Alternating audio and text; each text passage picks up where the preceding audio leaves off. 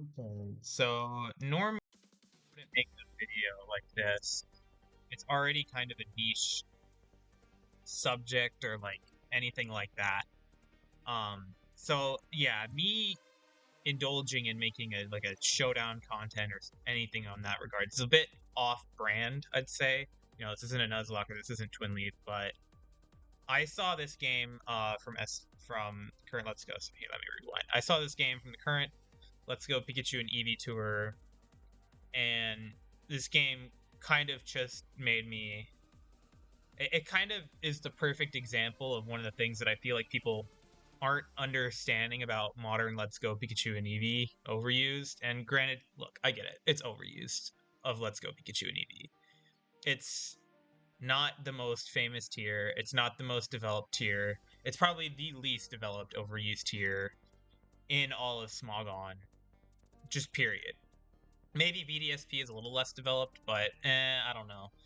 And tournaments have been on and off for a while.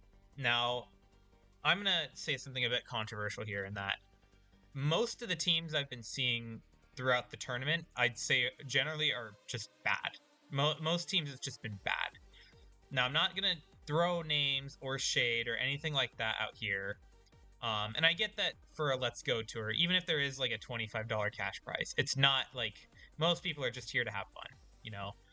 And I'm not trying to throw shade on those people. If you're just here in the tour to have fun, maybe you can win $25 along the line. That's great. And I could definitely lose to something weird as well. A weird, bad team that I just didn't know how to play, or I didn't know a set, or anything like that. So I lose it, and it's like, okay, I lost there. GG, that's on me. But and for the record, the team from Indulgent Dreams here, I would say, is a bad team. We have 2 Pokemon not ranked overused. Now, that isn't always a metric for how good a team is or a Pokemon might be, but generally, remember, we have OU viability rankings for a reason, and if a Pokemon doesn't fit in that reason, generally it's going to be a bit worse. Now, Dragonite's been overused in the past, so it's not like the biggest wash up, and we know that Dragonite can do some stuff, but it's still not an optimal pick by any means. And Golem, I mean, it's like RBY. It's okay. Playing Golem like Rhydon and RBY, I'm aware, is not a one-to-one comparison, but the roles it's going to be filling are comparable in that it's here to counter Zapdos, and it's here to click Explosion, or Self-Destruct, or whatever. We know that. Like, it's pretty obvious what 5 out of these 6 Mons are going to do. Now, there can be some variation, but generally, I think you should know what this team is ahead of time. Compared to Psionical's team, which I'd say is a very good, very high level team, it's up there for being the 3rd best team in the game. I would definitely be putting Dugtrio instead of Rhydon, but that's also partially just a personal preference. Rhydon definitely works. The archetype of Melmetal, Mew, Zapdos, Vaporeon, and then Ground type is the best archetype in the game. And if you're good with the reads, Rhydon can be better than Dugtrio. And Mega B is just also good. I'd say Mega B is probably the 2nd best Mega right now. And so we have a good team versus a not good team, if you'd be asking me. So from the get-go, I'm thinking, okay, Cyanical should be winning this match no matter what. And the reason why I'm highlighting this match instead of like any other match where I'd be like, oh, bad team, is because, as a spoiler warning, Cyanical's going to lose this match. You might know just from the forums or something like that. But Cyanical loses this match, and it's them getting knocked. Actually, I believe from the tournament as a whole. And the reason why I'm highlighting this match is because I've already watched it. It showcases one of the most fundamental things I see people getting wrong, and that is lately being the Stealth Rock War. So what I'm going to do is I guess it is both like a learning piece and a and kind of like maybe try doing this in your battles kind of deal for just for the heck of it. But this is like, I don't know, this is kind of important to me because it's something I see again, Let's Go Pikachu Eevee overuse is not very well developed, and videos like this I think can help get people understanding why some things are important and why you should be making some plays that you should, instead of just like being like, oh, I don't know this tier, send this out. No. Let's Go Pikachu and Eevee, because it's so restricted, it has a lot more defined lines of play that you need to take than just being like, this. Options are much less limited compared to others. So, right off the bat, I'm going to start analyzing now. You're seeing this team from Indulgent Dreams, and I don't know the sets. I don't know the sets from everything, and you don't know the sets from Team Preview right here. But generally, the first thing you should do when you see an Indulgent Team stream is say, hey, there's a Mega Beedrill there. So you should be taking one of two options. In any other matchup, besides Mega Beedrill, any other Mega around, there's almost a 100% play every time where you lead Mew, then you click Stealth Rocks. And that's not happening here, because Mega Beedrill defers that. Now, so what do you do next is that you should be like, okay, well, the only Pokemon here that actually really wants to either throw down with Beedrill is maybe Rhydon, although you probably need that for Zapdos, and it's probably going to get worn down, and you probably want it to Wall Break. So you could use Rhydon, but it's not really going to do much. It's just going to U-turn out of you. It's probably going to go to like D-Knight, and you're not going to get anything, or Mew, and it's not good enough. So, okay, Rhydon doesn't work. Who's next? You could throw your own Beedrill at it. That works, you know, if you're willing to play speed tie trades. The teams are about as weak to Mega Beedrill as each other. Maybe Psionicle's a little bit worse at it, but I wouldn't say it's that much drastically. So that doesn't work. Zapdos doesn't work because it gets 1v1 by Beedrill, and Golem is an easy switch it. If Indulge in Dreams just leads Beedrill and Psionicle leads Zapdos, they U-turn out, they go into Rhydon, and unless you U-turn, which is a hard call-out, not very good, you're still probably losing the damage trade at the end of the day. It's not going to work. So your two options are go Melmetal if you think they're going Beedrill, and then you're going to have to play the game from there. It's scary that you have to play the game and you can't rely on a line, but hey, that's what it is. Or you go Mew. So let's see what they do. They go Zapdos. Now, again, I don't want to... this isn't made to flame players. It's just I think this match is a good idea of some things that people don't realize about the tier, or why things might not make as much sense as they do, and kind of to help like gap that learning curve. So again, if Beedrill wants to, it can just simply stay in here, Mega, and Poison Jab, and unless Zapdos is going to make a hard call out to Thunderbolt, which is a very risky move to make, because U-turning into Golem is kind of just a free move, then there's little downside to the Beedrill doing that. But again, it's a hard call out from both players, but because the Beedrill is faster, it gets the choice. No matter what here, U-turning into Golem is the optimal choice. And they do exactly that. Zapdos gets chipped, they go into Golem, they have advantage now. And they click Reflect. This is a fine-ish turn, but again, you could have also just lost the match if the Beedrill just decided to click Poison Jab. You would have been down one before any progress got made. Golem can do whatever it wants now. There's no reason to lead Zapdos. Zapdos is not a good lead here. It doesn't counter a Mew, assuming you're trying to get the Mew Stealth Rocks up immediately. And even in the most wild circumstance, you can always just go to Golem. This is a problem with Zapdos, that you can't just throw Zapdos out. Zapdos is one of the best Pokemon in the tier, but people aren't using it very effectively because it's hard countered by one specific thing. Now, clicking Reflect here definitely helps curb that, but now you've got an annoying Golem to get rid of. You haven't gotten your rocks up, and there are 3 Pokemon weak to rocks, so what are you going to do here? You're going to send in your Mew, they're going to do whatever. They might get an Earthquake, they might get a Self... If they get a Self-Destruct off here, and then Beedrill just comes back in, you're probably not able to recuperate that. So they click U-turn, and they go to Vaporeon, they go to Stealth Rock. So why don't I like this play? Because Vaporeon doesn't actually do anything, because Golem is going to switch out every time here. Vaporeon does not threaten Mew enough. It doesn't really threaten Zapdos enough in the long term. Zapdos probably isn't going to be the most useful Pokemon here against this team anyways, especially if you're just throwing Vaporeon out like that.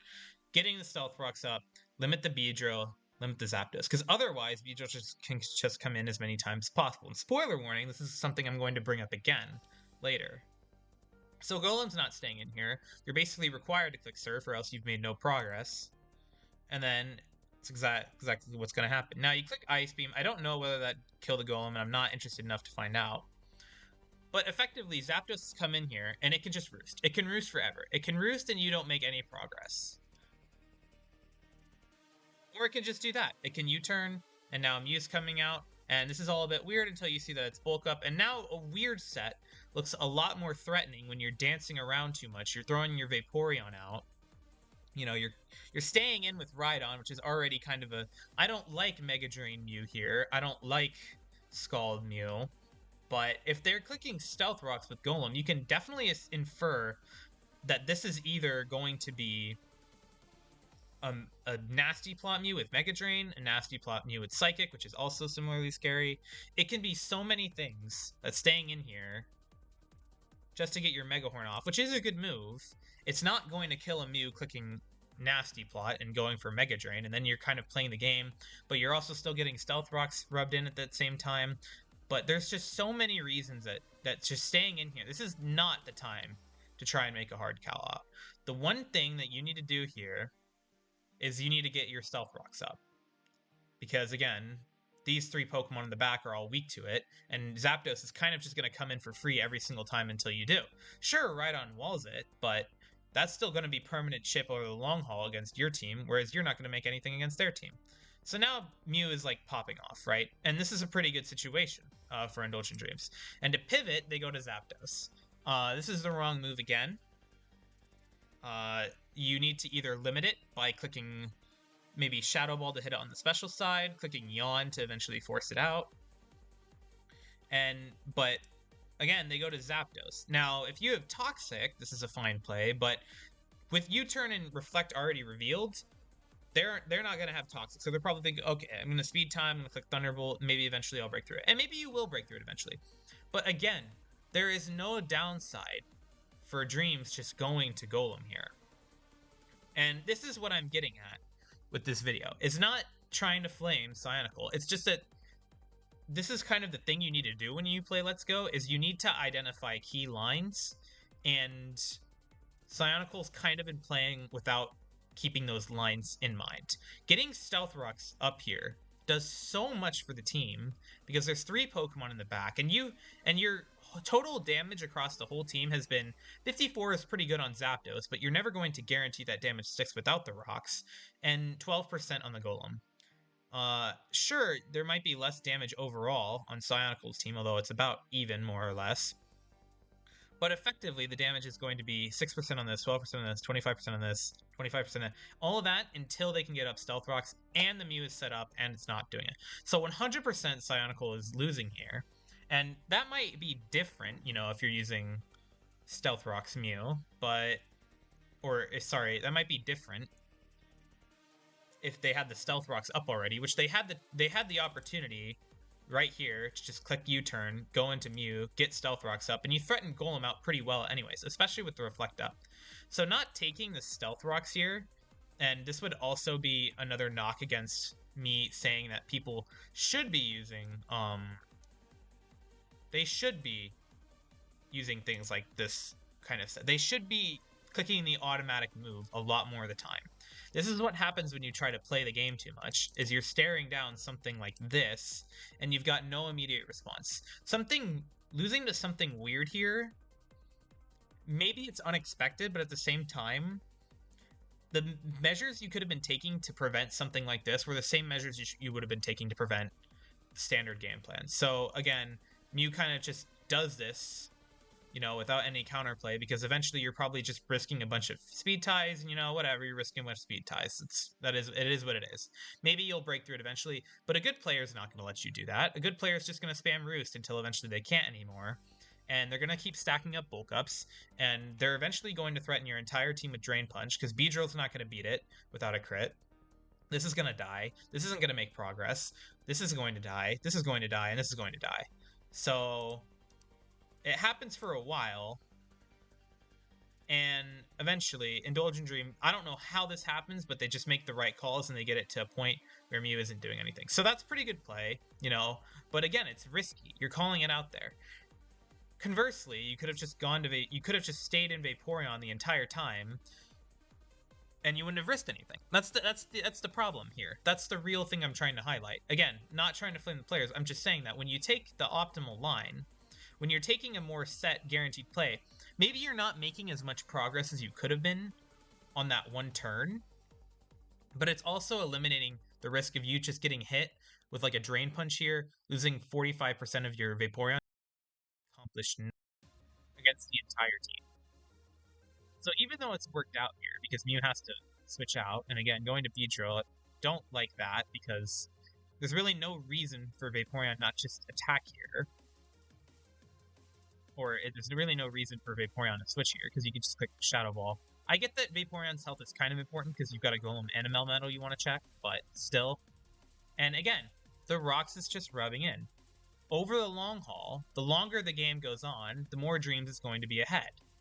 And now, Beedrill can click Poison Jab for no risk whatsoever. Sure, you can go into Melmetal, but what did that do there? That just took that took another 25% on your Zapdos. And again, you're not making any significant progress without clicking Stealth Rocks first. So, I mean, I feel like I've kind of made my point here, and that I don't need to go on. The crits there, unlucky, but again, Melmetal, because, again, this is the wrong move, but you know, your Zapdos is weakened. Maybe you don't want to throw something else out there. I think throwing out Melmetal here is fine. Maybe D-Knight can handle the Beedrill in the back. Maybe a bulk up Mew can eventually just win the game from here. It's certainly not unlikely. This is also why you should have Toxic somewhere on your team. But yeah, I've kind of made my point here. And now Zapdos is the first to fall. Well, not yet. There's other ways you could have done that. But yeah, Zapdos is the first to fall. First to fall without Stealth Rocks up, and you can kind of see what I'm getting at here. Eventually, you know, they fight it off. Eventually, the Rocks do go up,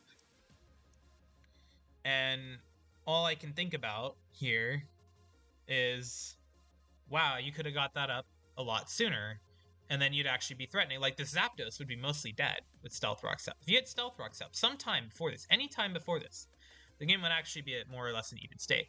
Maybe you could still argue that Indulgent Dreams is a little bit better because they'd have tempo, but they'd also have a Reflect Up. Maybe that wouldn't happen fully, but yeah, this is the point I'm making here.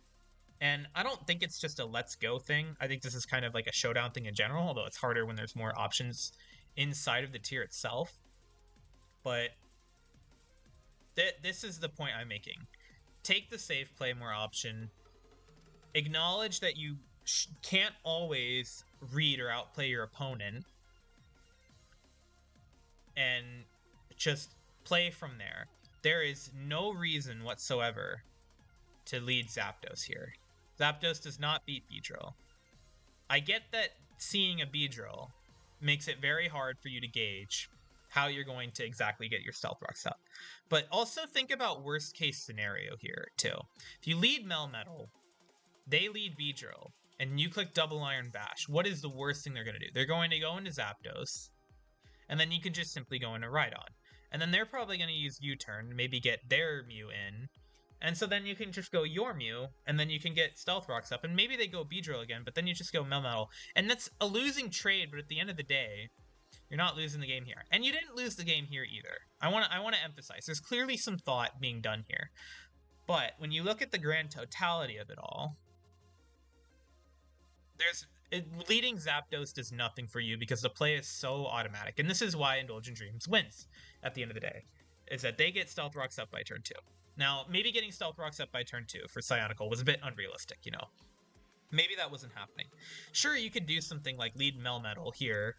They click U-Turn on your Melmetal, because they have to click U-Turn on your Melmetal.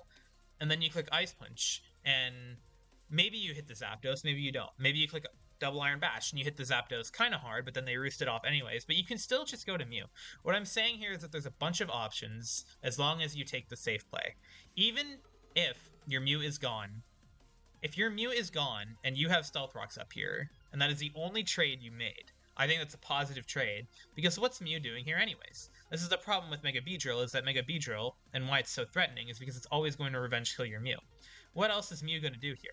It wasn't going to beat up this set, even though we see it later. Maybe if it had Toxic, but it's unlikely you have Stealth Rocks on this team anyways, because of the threats you need to handle. You can put Stealth Rocks on Rhydon, but at that point, I don't know, Rhydon should be clicking moves. That's the point of Rhydon, is that you click really strong moves, and if you're predicting right, you win the game. But when you don't take the obvious move, you're just at a deficit for so many turns. And by all accounts, this year, you being down one Pokemon, they have Stealth Rocks. Even if you have Reflect Up, even if you have an easy way to get them up here, it's just not a position you can come back from. Especially if they revealed a set like this Bulk Up Mew, to where you realistically don't have much of an answer for. Now, again, this isn't to flame Psionicle. I don't talk with Psionicle much, but they seem like a nice person, just from the few snippets I have had with them. But even though I think there are issues with the team, I think ultimately, at the end of the day, this team should have won. This is not a good team. Golem is not a good Pokemon. Dragonite is not a good Pokemon. Vaporeon can easily handle both of these. Rhydon can do a good amount to Dragonite. Beedrill can just harass this team to no end. Once this Golem is gone, which is easier to get rid of than Rhydon, especially because it has a tendency to blow up, Zapdos can easily just pop off here. You have the Melmetal for the Beedrill. You have your own Beedrill for the Mew. Yes, the Mew can get out of hand a little bit quicker, but you also have Yawn, because that's one of the issues of Setup Mew, is that Yawn, Vaporeon exists. Well, maybe not Setup Mew, but Bulk Up Mew specifically. You just click Yawn, and then Mew can't really do anything. You even saw it in this game. This team should have won. And this is why it is important to make the standard move, the known move, the safe move. Almost all of my games, and I am a top level player. I'm not sure if I'm the best or not, but I don't think anybody would disagree that I'm at the top of Let's Go Pikachu and Eevee players right now. Then all you need to do, because it's what I do almost every single game unless I have a Beedrill, is I lead and I click Stealth Rocks. And when I lead and I click Stealth Rocks, it allows me to play the game much more comfortably, because I'm not playing on a timer while they aren't. They are playing on a timer, even if I'm playing on a timer. So, yeah. Unless you see a Beedrill, always lead Mew, always click Stealth Rocks. Don't worry about Taunt. Taunt is not a real move. It's not going to do as much as you think it is. And if you see a Beedrill, your only other response, unless you have an Aerodactyl, which even then is a hard call out, is you should use Melmetal. And even then you're guessing, because again, they're not always going to lead. Psionicle didn't lead Beedrill here when they easily could have. But that's not a play I would flame. You have 3 potential leads here, and you're choosing you choose none of them. That's my issue here.